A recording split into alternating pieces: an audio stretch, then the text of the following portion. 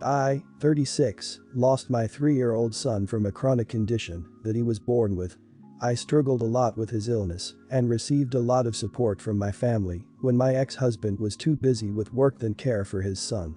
When my brother and his wife found out they were expecting, they suffered from a miscarriage after a miscarriage, and because of their financial situation I decided to lend them my son's nursery to use for their baby under the condition they give it back when they no longer need it.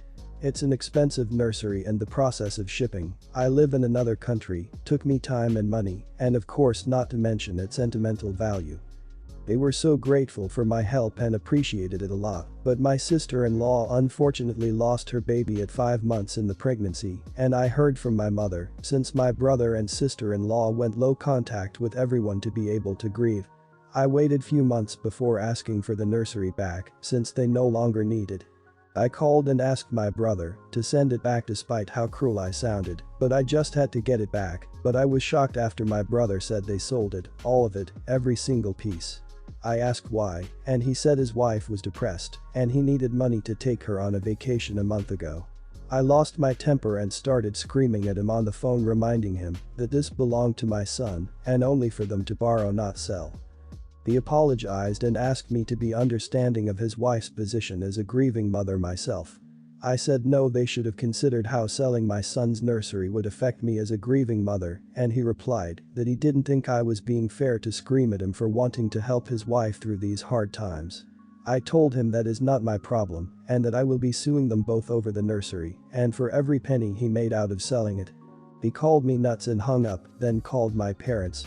They tried to get involved after I threatened to sue and called me callous and unhinged for threatening my brother and sister-in-law with court and told me to let it go. I don't need the nursery and it's not worth causing permanent damage in my relationship with my brother over few pieces of furniture. My ex-husband blamed me saying it was my fault for giving the nursery to my brother, but I just wanted to help. He keeps pushing for the idea to sue, but my parents are telling me not to. Am I the idiot for wanting to sue them for the nursery that cost us nearly over $4,000? Just to explain something. My ex-husband gets a say because he paid for the nursery as well, and he keeps pushing for me to sue and told me he'll do it if I choose to back down. He keeps saying it's my fault for letting my brother have the nursery in the first place, and he's very upset with me about it. Not the idiot. It was so unbelievably cruel and selfish for them to sell mementos of your son for a vacation. You lending them the nursery for free represents how highly you regarded them and how you very kindly hoped that they would honor your son's memory by bringing up their own child with his nursery. And they in turn said, your love and your deceased son means nothing to us. It is only worth as much as we can get breaking the set down and selling it. Sue their pants off. Go with your parents' pressure and pretend to be ready to move on if they apologize for selling items they were supposed to return you out of emotional desperation if you have to. Anything to get them to admit in writing and text that it was a loan not a gift. Then absolutely rinse them in court. Everyone's the idiot. All of you need therapy for the horrific losses that you went through. However, your brother is the idiot because he should have told you and not sell the nursery. I feel he was not in the right mind. Furthermore, I think that you are still too attached and focused on your ex who you said in your own words busy with work than care for his son. Your ex is still controlling you. Not the idiot. Most basically, it wasn't theirs to sell. They should have returned it to you as promised. Secondly, not to sound cruel or insensitive. She had a miscarriage, you had your son for 3 years. I'm so sorry for your loss, I can't imagine how much that hurt. There is a big difference. That nursery was a big connection you had with your son. I would sue the crap out of him not just for the cost of the nursery, but for the emotional distress its loss has caused. I, 26, am the mother of 2 kids, 4 and 3, my husband, 27, and I both work office jobs. Due to this, we need someone to watch the kids while we aren't home. We mostly had babysitters, but a few months back my mother-in-law, 48, suggested that her friend could watch them for free. I told her it wasn't necessary since we could afford a babysitter just fine, but she insisted. I didn't really see any harm in it after she kept asking, so I gave in and her friend, 45, started babysitting our kids. Everything was perfect for the first few months, she was always on time and always fed my kids and put them to bed at the time I suggested. My kids seemed to really like her, but about a few weeks ago my oldest came to me and asked me if I was their real mommy. I was confused and asked her what she meant. Well, turns out, mother-in-law's friend had been telling my kids that they were her babies, and when they protested saying they weren't, she would yell at them saying that I was just their moneymaker and that she was their real mommy. I told my husband about this, and he hired a babysitter on the spot. Then me and him called my mother-in-law and told her about the situation. We told her that we weren't going to have her friend over anymore because it made us uncomfortable. We even told her what my kid had told me. Well, mother-in-law didn't take it well. Over the phone she started screaming, saying that quote-unquote my friend doesn't have any kids or grandchildren, so your kids are the closest thing she's had to it and you're going to take that away from her. My husband and I tried to calm her down, but after a bit we just hung up. I received a photo of mother-in-law friend crying on mother-in-law couch later that night. I feel horrible for making her upset, but I don't like how she was telling my kids these things. I understand that she doesn't have kids, but that doesn't excuse her behavior. But for my peace of mind, am I the idiot? Not the idiot, even a tiny bit, and I agree with a previous commenter that you may have underreacted. I would personally be telling mother-in-law that I will not be allowing unsupervised time at her home, since she not only finds this behavior acceptable, but she knew and is encouraging it. The behavior on mother-in-law's friend's part is not normal or healthy, it's delusional and dangerous. I would change the locks, install cameras outside at the bare minimum, and have a camera in the living room at all times while you're not home. Not the idiot. That woman is not well, and you should absolutely keep the kids away from her and your mother-in-law. Change all the locks, explain to the children that grandma's friend is sick, and to tell you immediately if she comes around again. Also, I wouldn't allow grandma access to the children alone until she realizes just how awful she was being by enabling the other woman's bugnuts crazy behavior. How can your mother-in-law not see her friend's statements as alarming? I mean, it's even dismissing her own son as the father. Don't feel bad for removing your kids from that situation. This is one of those creepy situations that later become a movie, like she would take off with your kids or something. Also want to say that I would be very wary of your mother-in-law. She might take the kids over to said friend. Might have to have supervised visits. Not the idiot.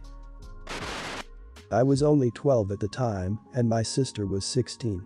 She had a boyfriend. This was the first relationship she's ever had, and they were super clingy to one another. Her boyfriend's family were very welcoming to her, and for the most part my mum was happy with them. Our parents were divorced, and we all lived with our mum. At some point in time the boyfriend's family had convinced my sister that my mum was abusing her. We all grew up being disciplined. At this time we rarely got disciplined, since we were older and wiser for it. That's when boyfriend's family and my mum started butting heads. Boyfriend's family became super controlling of my sister, and even though we all went to the same church I barely saw her. In the end my sister stayed with the boyfriend's family, essentially running away from home. When my mum went to see her to talk to her at the boyfriend's family's house, they wouldn't even let her near the front door. My mum yelled from outside to my sister that she knows where to find us and that she loved her. After that my other sister and mum dropped off older sister's clothes at the boyfriend's family's house. This all happened while I was at school. The other older sister only got out of school because she was a little sick, so when I came home she wasn't there anymore. For the 3 years after that I remember the house feeling one person empty. I remember the few nights I'd wake up to get a drink, only to hear my mum crying in her room because she missed my sister. To be honest, I felt like she had left us behind, abandoned. She was the firstborn and I was the youngest, so even if I never admitted it, I always looked up to her, so it hurt a lot, knowing that she knew where we were but never came. Fast forward, we got in touch properly with her again on and off till 2019, when she got pregnant and she came home so we could help her out. My relationship with her is still rocky and there is still a part of me that doesn't trust her for some reason. Every time we reminisce on the past she always jokes and says that we were the ones who abandoned her. It really hurts and makes me mad because I had felt abandoned by her. She brought to light a few times how in the end that first BF became abusive. After breaking up he started dating her best friend and they are both married now. She says that she went through a lot and that the only person who was there for her was our dad. It makes me feel like I haven't put myself in her shoes and how it must have felt lonely for her, but at the same time we all lived in the same city for all those years, not only that she even ran into my mum's friends on different occasions and could have seeked us out. I just need an objective opinion on my mixed feelings. Am I the idiot? No idiots here. It's impossible to parse out exactly what happened. But I'm going to guess that your mom tried to keep your sister home, or at least coming home, and that your sister preferred her boyfriend's family. Your mom may have felt that the best choice was to let her stay there rather than get, say, the police involved and force your sister home. Was it the best choice? It's impossible to say. But your sister is also unhappy with the choices that they made and where she has ended up. Blaming everyone else is easier than admitting that she had a role in how she got here. I just hope that she's talking to someone, and I hope that you are too. It sounds like your sister is working to undo a lot of trauma, and you being a kid, only getting a certain perspective means that you still have a lot to learn and digest about that situation. Also, even though she now knows that the first boyfriend was abusive, she might still be unlearning some of his family's brainwashing. Maybe when you guys have a calm neutral moment, say something like, "If this is too much to discuss, I understand, but when you say this, it really bothers and confuses me. From my perspective, this is how it went down. I know I was a kid at that time, but what happened from your perspective?" That might help bridge the gaps on both sides. You were 12. She left. Your family tried. She didn't. That other family probably tried to convince her of this. Maybe you should try talking to her. Tell her it hurts you to hear that because there was nothing you could do and your mother tried.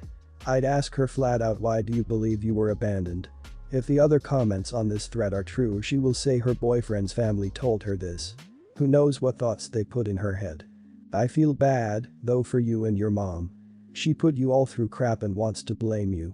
That's not fair to you. I bet she even went to her dad for help because she didn't want to come home and admit her mistakes. Much easier to tell everyone you all abandoned her. I am a manager of a small store. We have had several issues of fake $50 and $100. This man was paying $50 at our store. One of my newer younger college age clerks checked to see if it was authentic by checking the watermark in a fraud pen. The man went irate and was saying we were rude to check his money in front of him. He had a thick accent and was screaming at my clerk for a good 5 minutes over us checking the $50. I finally had enough and handed him back his $50 and told him to come back when he learned some manners. He said in his culture, "It's rude to question customers' integrity how we do in America." He's now screaming at me about being racist and not respecting cultural differences. I told him during a pandemic, it is hard to find good help and I appreciate good employees better than horrible customers. I told him to leave. He called the store owner and complained to me. The owner said it was uncalled for. I told the owner that if he can't back up his employees during these difficult times, he can find a new manager. The owner said I need to watch who I talk to because it makes me look culturally insensitive.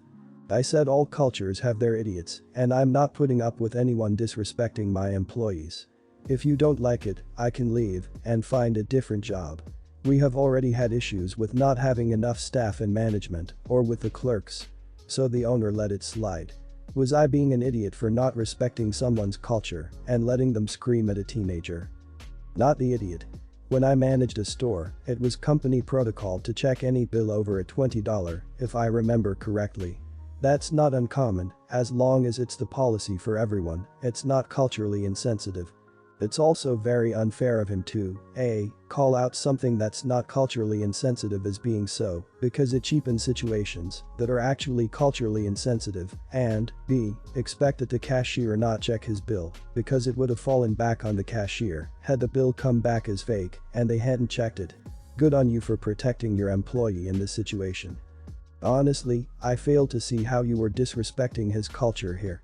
Your employee was doing their job, and just because it's not what the customer is used to doesn't mean he's being disrespected. He may feel disrespected, but that's no fault of yours or your employees. If you had said screw your culture, this is America and all of you are counterfeiters, then this would be a very different story. Probably not best to tell the customer that you don't need him, but I don't see an actual problem here, per se. The idiots who love to scream about their culture.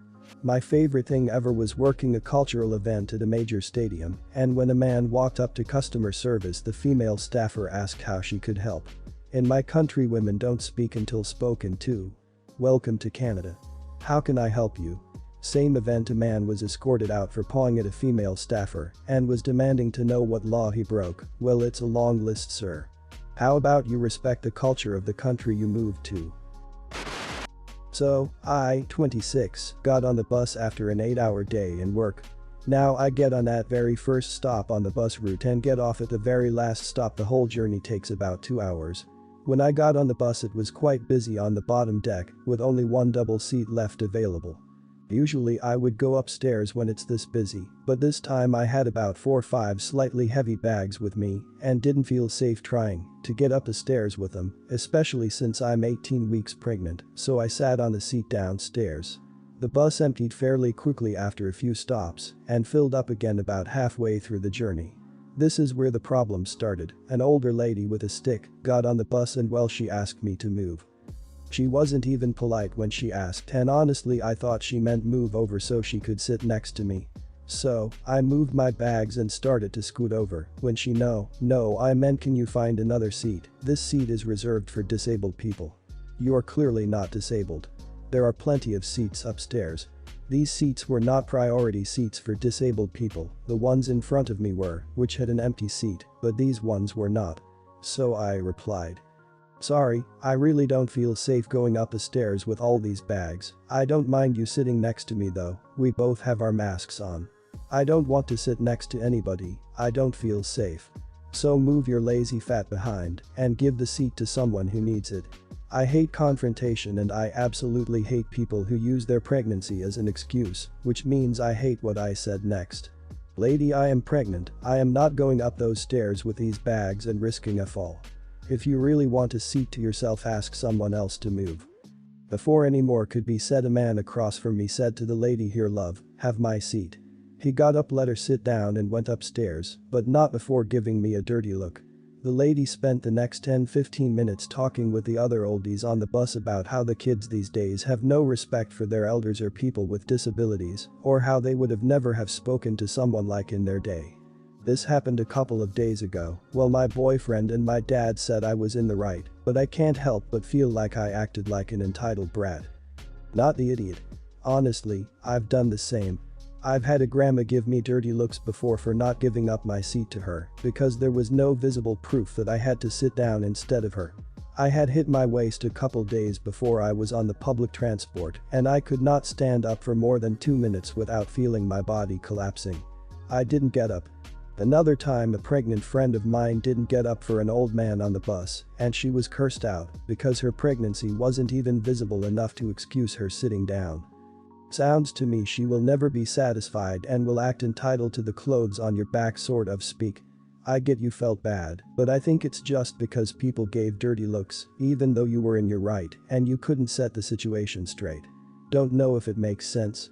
Respect shouldn't be demanded like she did. You are pregnant and you deserve that seat as well. Doesn't matter if it's visible or not. Frankly, if she's so worried about respect for elders, she needs to conduct herself in a far more respectable fashion. Respect is earned via the way you treat others, not via age. Pregnant or not, you were not obliged to give up your seat, as you weren't in the priority section. And even if you were, pregnancy often entitles you to sit in those seats. It can vary depending on where you are, but my guess is this woman just thought you'd be an easy target. Good on you for not giving in to her entitlement.